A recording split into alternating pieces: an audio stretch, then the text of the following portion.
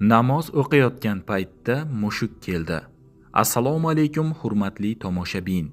Ushbu foydali video roligimiz kimgadir ibrat, kimgadir saboq bo'lishi uchun video ostida bor yo'g'i bir donadan like qoldiring.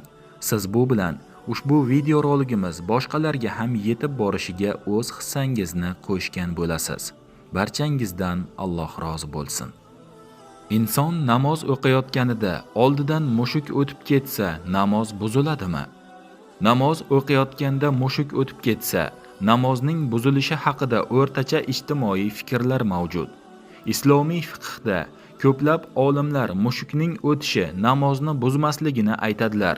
Shuningdek, bu borada hadislar ham mavjud. Ularda mushuklar va boshqa hayvonlarning namozni buzmasligi haqida gapiriladi.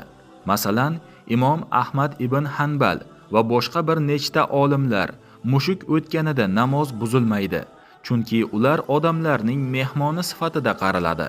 Shu bilan birga, namoz o'qiyotgan paytda e'tiborli bo'lish, tark etadigan narsa, masalan gaplashish, kulish yoki boshni juda tez harakatlantirish bu namozni buzishi mumkin. Lekin mushukning o'tishi bunday holatlarga kirmaydi. Aziz tomoshabinlar, ushbu foydali video roligimizdan boshqalar ham ogoh bo'lishlari uchun video ostida bor yo'g'i bir donadan like tugmasini qoldiring va kanalimizga obuna bo'lishni unutmang.